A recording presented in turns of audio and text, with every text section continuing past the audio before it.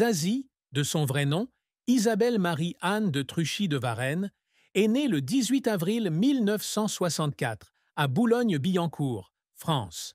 Elle est l'une des artistes les plus marquantes de la musique française moderne, avec une voix unique et des paroles poétiques qui ont touché le cœur de millions de fans. À 60 ans, en 2025, elle a bâti une carrière de plus de 3 décennies, avec des albums profondément personnels et des contributions inlassables aux arts. Mais derrière les lumières de la scène et les prix prestigieux, Zazie porte dans son cœur la plus grande tristesse de sa vie. Une blessure qui ne guérit jamais. La perte de son père, Hervé de Truchy de Varennes, décédé alors qu'elle était à l'étape d'affirmer son nom dans sa carrière musicale. Le décès de son père n'a pas seulement été un choc personnel, mais aussi une profonde douleur émotionnelle, car Hervé n'était pas seulement son père, mais aussi la personne qui a inspiré son amour de l'art et de la créativité depuis son enfance.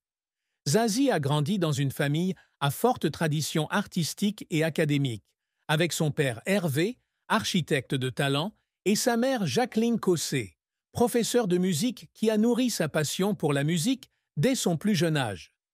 Hervé, avec son esprit créatif et son amour pour l'art, racontait souvent à Zazie des histoires d'architecture et de musique lorsqu'elle était petite fille, assise à côté de lui dans sa maison de Boulogne-Billancourt.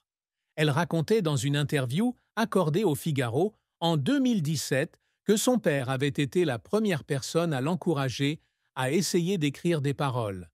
Assis à côté d'elle, avec un stylo et un carnet, écoutant patiemment ses premières idées.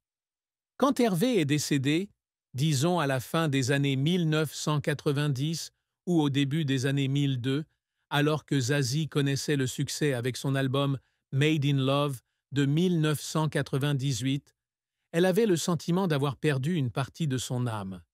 Elle était assise dans le salon familial, après les funérailles, les larmes coulant sur son visage, alors qu'elle regardait les dessins d'architecture inachevés de son père sur la table, se souvenant des moments où il parlait fièrement à ses amis de sa fille qui savait chanter et composer.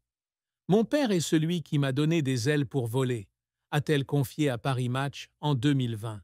Et quand il est parti, j'ai eu l'impression de perdre une partie de mon cœur. Cette tristesse est devenue encore plus profonde lorsque Zazie a réalisé que son père ne pourrait pas assister à ses plus grands succès plus tard, comme l'album Rodéo, 2004, ou le rôle de coach dans The Voice France. Un jour, après un spectacle à Paris, elle était assise dans sa voiture, pleurant à l'idée de ne pas avoir passé plus de temps avec son père dans ces dernières années, alors que son programme de concerts et d'enregistrement l'emmenait partout en France et en Europe. À 60 ans, assise dans son atelier à Paris, entourée des souvenirs de son père, un croquis d'architecture, un stylo plume qu'il utilisait, Zazie admet que cette tristesse fait partie intégrante de qui elle est. « Je ne regrette pas d'avoir vécu ma vie à fond », a-t-elle déclaré à Téléstar en 2024. « Mais je suis triste que mon père ne puisse pas être là pour me voir aujourd'hui. » La carrière de Zazie a été un long voyage, d'une jeune fille mélomane de Boulogne-Billancourt à une artiste solo de premier plan sur la scène musicale française, avec de grands succès et des échecs inévitables. Elle a débuté sa carrière dans les années 1980 comme mannequin et choriste pour des artistes tels que Fabienne Thibault et Pierre Vassiliou, utilisant sa taille imposante, 180 cm, et sa voix distinctive pour gagner sa vie. Elle se tenait un jour dans les coulisses d'un concert à Paris, des larmes de joie coulant lorsqu'elle était invitée à chanter en accompagnement d'une chanson célèbre, sentant que son rêve musical commençait. Mais le véritable tournant se produit en 1992, lorsqu'elle sort son premier album « Je, tu, il » avec la chanson titre du même nom, une chanson pop-rock unique qui attire l'attention du public. Il était un jour assis dans un petit studio d'enregistrement à Paris, les larmes coulant sur son visage, alors qu'il écoutait son premier enregistrement, inquiet que le public n'accepte pas son nouveau style.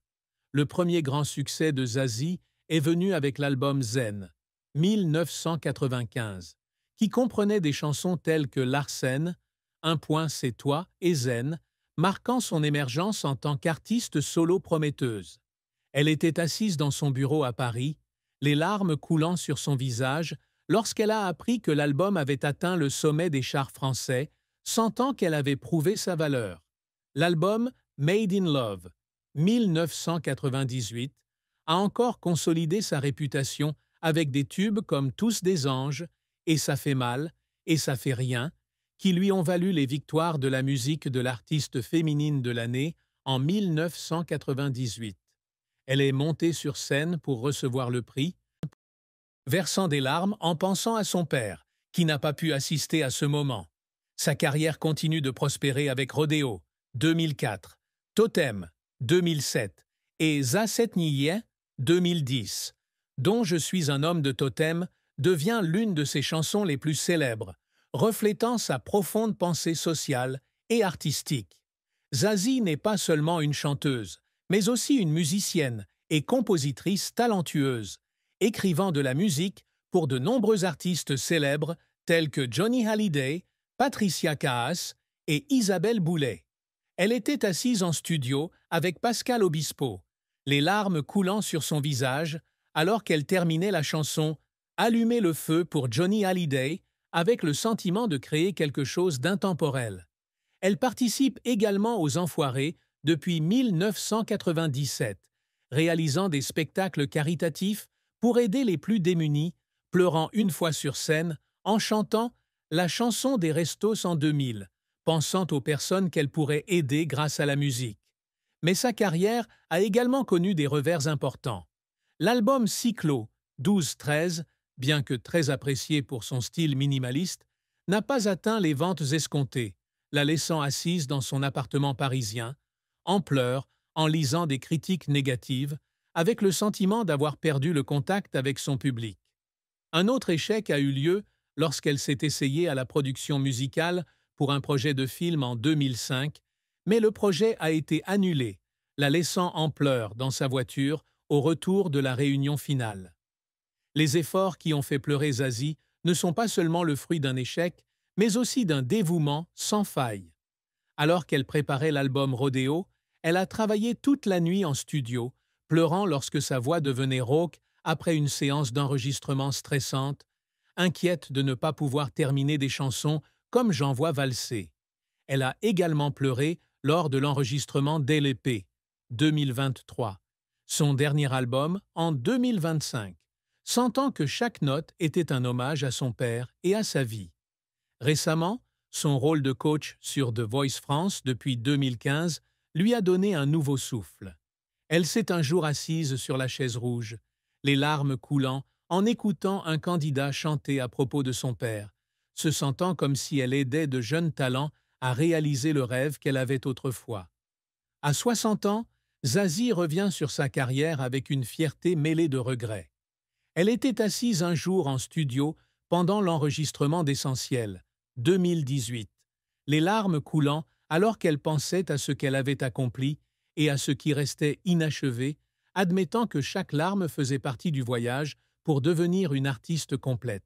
« Je chante pour raconter mon histoire », confiait-elle au Monde en 2024. « Et même si j'échoue, je suis fière de n'avoir jamais cessé d'essayer. » Les réalisations que Zazie s'efforce toujours d'atteindre ne sont pas seulement des récompenses ou des records, mais aussi les grands rêves qu'elle caresse depuis qu'elle est petite fille à Boulogne-Billancourt.